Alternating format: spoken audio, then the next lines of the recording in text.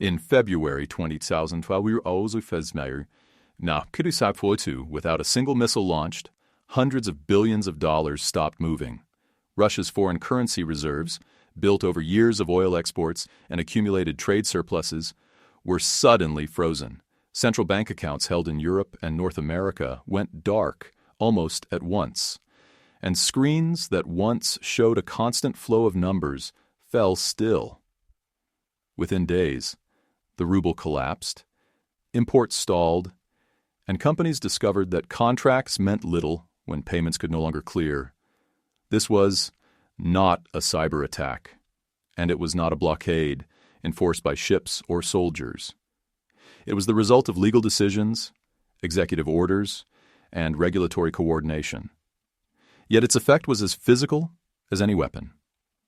Money, the most liquid substance in modern economic life, abruptly turned solid. A country that could still produce energy, metals, and food found itself unable to pay, insure, or settle. The economy did not explode in a single moment. It slowly suffocated. For the first time, many governments realized what had truly been seized. Not factories, not ports, not territory, but access itself. Access to accounts, to settlement systems, to the invisible rails beneath global trade.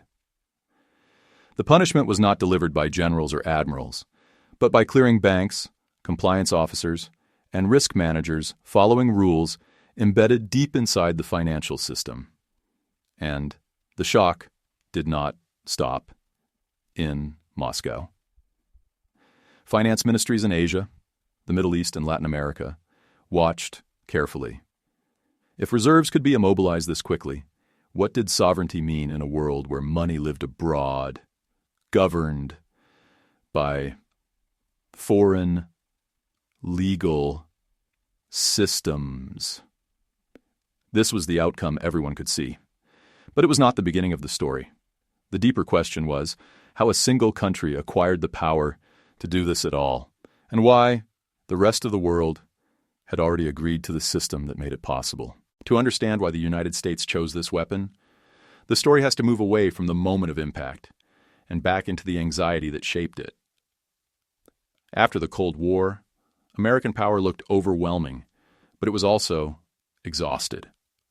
Wars were expensive, politically corrosive, and increasingly ineffective. Military victories did not guarantee stable outcomes, and every intervention carried images that traveled faster than any press release. Washington began searching for tools that could punish without invading, deter without occupying, and hurt without spilling American blood. Finance offered that possibility. Modern states could survive bombs and sanctions on goods, but they could not function without payments. Trade, energy, insurance, debt, and food imports all depended on one quiet assumption: money had to move. At the same time, the rest of the world was becoming more exposed. Supply chains stretched across continents. Companies optimized for efficiency, not resilience. Governments parked their savings abroad in currencies they trusted more than their own. The global economy became faster, cheaper, and more interconnected, but also more fragile. From Washington's perspective, this fragility was not created intentionally, but it was impossible to ignore. If access to money could be controlled, behavior could be shaped, not through speeches or threats, but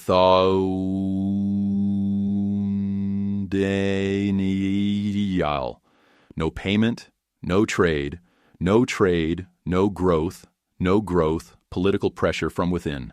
The logic was simple, almost cold. Why fight armies when you could target balance sheets? Why negotiate with leaders when you could pressure the systems that sustained them? Yet this logic relied on a deeper condition, one that was already in place long before sanctions became a strategic obsession. For financial pressure to work, the world had to share a single center of gravity. And it did.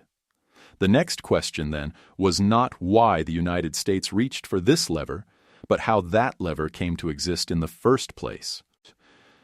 The lever existed because decades earlier, The world had made a series of practical choices that slowly hardened into dependency.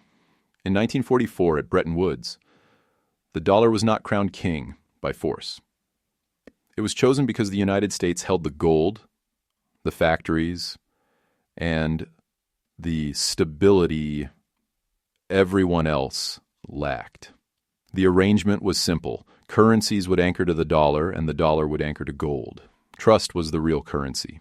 When that promise broke in 1971, when President Nixon severed the dollar from gold, the system did not collapse as many had predicted. Instead, something quieter happened. Governments complained, economists warned, but trade continued. Oil was still priced in dollars. Debt was still issued in dollars. Central banks still held dollars, not because they were perfect, but because there was no alternative that could absorb the world's demand for safety and liquidity. Over time, the dollar stopped being money in the traditional sense and became infrastructure. It was no longer just a unit of account, but the medium through which value moved. Like oxygen, it was invisible when present and catastrophic when absent. Every transaction that crossed borders, every cargo ship insured, every commodity hedged, passed through this shared medium. No single country was forced into this arrangement. Each one stepped in voluntarily, attracted by stability, scale, and convenience. But each step made the exit harder. Once reserves were held in dollars, trade invoiced in dollars, and debts denominated in dollars, abandoning the system meant accepting chaos at home. This was the original lock. Not a policy, not a treaty, but a structure built from countless rational decisions. By the time sanctions entered the picture, the cage was already standing. The question was no longer whether the dollar sat at the center of global finance, but what could be done by whoever controlled the doors. The cage did not work. Because the United States printed the dollar, it worked because the dollar had to pass through specific places to function. This is where power shifted from currency to plumbing. Most international dollar transactions, no matter where they originate, eventually touch the American banking system. They clear through a small number of institutions under U.S. law in New York. The mechanism is technical, but decisive. When a bank in Asia sends dollars to a bank in Europe, those dollars do not fly across the ocean. They move through correspondent accounts held at American banks. These accounts are the junctions of the system, the narrow bridges every dollar must cross. Control the bridges, and you do not need to control the traffic. This was not designed as a weapon. It emerged from efficiency, scale, and trust. American banks became the natural hub because they were deep, liquid, and reliable. But once the hub existed, it became a point of leverage. Regulators could demand transparency, impose reporting rules, and deny access.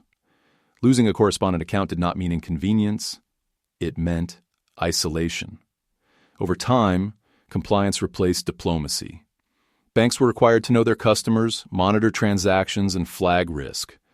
What began as anti-money laundering gradually merged with foreign policy. Rules written in Washington were enforced globally, not by embassies, but by financial institutions terrified of exclusion. At this point, sanctions no longer looked like punishment imposed from the outside. They looked like gravity. Step out of the system, and you did not fall because someone pushed you. You fell because the structure itself no longer held you up. And once that reality set in, a far more powerful idea followed. The United States no longer had to act alone. The turning point came with an idea that quietly changed the scale of sanctions. Instead of focusing only on the target, the United States began focusing on everyone around it. This was the logic of secondary sanctions, and it transformed pressure into a system. Washington no longer needed to police every transaction. It only needed to redefine risk. Under this approach, a foreign bank did not have to be American to be punished. If it did business with a sanctioned country, company, or individual, it could lose access to the U.S. financial system. That single threat was enough For most global banks, access to dollar clearing was not one market among many. It was the market. Losing it meant losing the ability to function at scale. The effect was immediate and predictable. Compliance departments stopped asking whether a transaction was legal under local law and started asking whether it might anger U.S. regulators. Deals were abandoned, accounts were closed, and relationships were severed, often preemptively. The safest choice was not to be right, but to be cautious. In this environment, overcompliance became rational. What made the mechanism so powerful was that it outsourced enforcement. European banks enforced American policy. Asian shipping firms enforced American policy. Insurance companies, auditors, and payment processors all became gatekeepers, not because they agreed politically, but because the cost of resistance was existential. The system no longer needed constant intervention. Fear did the work. Sanctions did not expand by adding more rules, but by convincing the world that any misstep could be fatal. At that point, the United States was no longer the sole enforcer. The global economy itself had become the enforcement mechanism. And once that happened, the line between voluntary participation and coercion became impossible to see. Once the system reached that stage, something subtle but decisive changed. Sanctions stopped feeling like political decisions and began to operate like routine procedures. The center of gravity moved from presidents and parliaments to compliance offices, legal departments, and software screens glowing late at night in bank headquarters around the world. Power became quiet, technical, and almost invisible. Inside these institutions, the logic was brutally simple. Every transaction was a potential liability. Names were screened, routes were checked, and algorithms compared data against ever-growing lists. A payment did not need to violate a law to be rejected. It only needed to look risky. The safest transaction was the one never attempted. In this environment, caution was not a moral stance. It was a survival instinct. This is how the world began to enforce the system on itself. No American official needed to make a phone call. No public announcement was required. A bank in Paris, Singapore, or Dubai would freeze an account or cancel a transfer on its own initiative, knowing that the consequences of a mistake could include billion-dollar fines or exclusion from dollar clearing. The rules were American, but the enforcement was global. As a result, sanctions lost their sharp edges and gained something more dangerous: permanence. They were no longer extraordinary measures reserved for crises, but embedded features of daily financial life. Foreign policy objectives were translated into risk parameters, and moral judgments were replaced by checkboxes. At this point, the question was no longer who was being sanctioned, it was who was doing the sanctioning. When software, fear, and market logic replace direct command, responsibility becomes diffuse. And when responsibility disappears, so does the possibility of accountability. The system functioned flawlessly. But for whom? And at what cost? Far from the trading floors and compliance desks, the effects of this system appeared in quieter, more ordinary places. In countries under heavy sanctions, the first shock was financial, but the consequences quickly became social. Currencies lost value, prices rose, and imports thinned out. Medicines arrived late or not at all. Machinery sat idle because spare parts could not be paid for, even when sellers were willing to ship. Officially, sanctions targeted governments, banks, and elites. In practice, they filtered downward. A frozen transaction did not announce itself as foreign policy. It showed up as an empty pharmacy shelf or a factory running half shifts. For households, the mechanism was invisible. All they saw was money buying less each week. This distance created a moral fog. The system was designed to apply pressure without violence, yet its pressure was rarely abstract. Inflation eroded savings. Unemployment crept upward. Informal markets expanded, favoring those with connections and punishing those without. The stated targets adapted. Ordinary people absorbed the shock. From the outside, this suffering was easy to miss. There were no dramatic images of destruction, no single moment that could be broadcast as a turning point. The damage accumulated, slowly hidden in statistics and daily routines. And because enforcement was automated and dispersed, there was no obvious decision-maker to confront. This raised an uncomfortable question. If a policy produces predictable harm, but no individual actor feels directly responsible, who bears the blame? Sanctions were praised for being precise and humane, yet their effects spread through entire societies. The system worked exactly as designed. The question was whether anyone was truly willing to look at what that design meant in human terms. As the cost became impossible to ignore, the search for escape began. Governments spoke of alternatives with increasing urgency. New payment systems, bilateral trade settled in local currencies, gold reserves brought home, even digital currencies that promised independence from Western finance. The phrase de-dollarization entered speeches and headlines, carrying the suggestion that the lock could be picked. In practice, every attempt revealed how deep the system ran. Local currency trade exposed volatility and mistrust. Gold was heavy, slow, and illiquid in moments of crisis. Parallel payment networks lacked scale, acceptance, and legal certainty. Each workaround reduced dependence in theory, but increased friction in reality. Trade became more expensive. Financing became scarcer. Growth slowed. Even countries that were not sanctioned watched carefully. The lesson was not ideological, but practical. Escaping the system required coordination, credibility, and time. Three things rarely available during crises. For many, the safer choice was not exit, but diversification at the margins. A quiet hedge rather than open defiance. This revealed the true shape of the trap.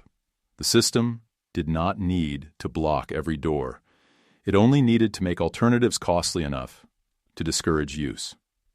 Dependence persisted, not because of force, but because the price of independence was immediate and visible, while risk of staying was distant and abstract. And yet the very discussion of escape signaled something new. Trust, once taken for granted, was thinning. The more the system was used as a weapon, the more participants questioned its reality. That doubt did not break the structure overnight, but it introduced a crack. The question now was whether that crack would remain manageable or slowly spread. This is where the paradox emerged. The system was so effective that it began to threaten the very conditions that sustained it. Sanctions worked because the dollar-based network was trusted, deep and universal. But each time that network was used as a weapon, it reminded participants that access was conditional, not guaranteed. For the United States, this created a strategic dilemma. Use sanctions too rarely, and they lose credibility as a deterrent.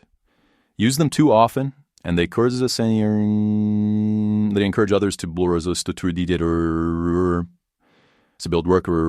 workarounds, however inefficient those may be. Power, in this context, became self-eroding. The more visible it was, the more it invited resistance. At the same time, Washington found itself locked into the role of system guardian. Maintaining the dollar's centrality required stable markets, predictable rules, and confidence in American institutions. Financial dominance could not survive chaos at the core. Every sanction decision now carried a second, quieter calculation. Not only whether pressure would succeed, but whether it would weaken the architecture itself. This was not a trap designed for the enforcer, but it became one. The United States did not simply control the system. It depended on it. Budget deficits, global liquidity, and domestic financial stability all relied on continued foreign participation. If trust fractured too far, the costs would return home. The question, then, was no longer about targets like Russia or Iran. It was about the balance between control and restraint. Could a system built for efficiency survive politicization? And could a power that shaped global finance avoid being constrained by the very structure it had helped create? In the end, the system revealed a final irony. Dependence was not one-sided. The same structure that allowed the United States to project power without firing a shot also bound it to the role of custodian.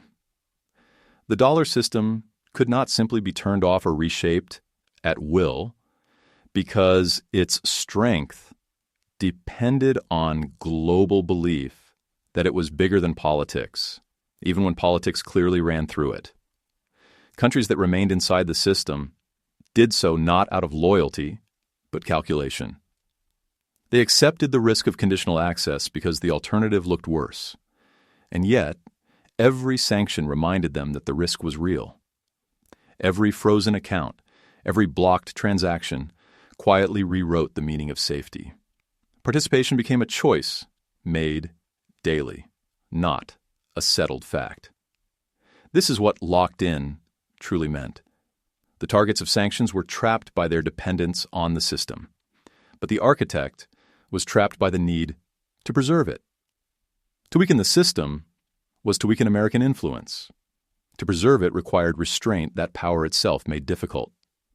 The story did not end with collapse or escape. It ended with tension.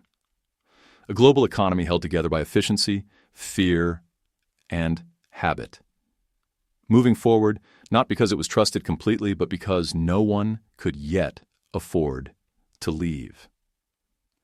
The question left hanging was not whether this system would change, but how much pressure it could absorb before coordination gave way to fragmentation. And when that moment arrives, the world may discover that the most powerful sanctions regime ever built was never meant to last forever, only as long as everyone kept believing it was unavoidable.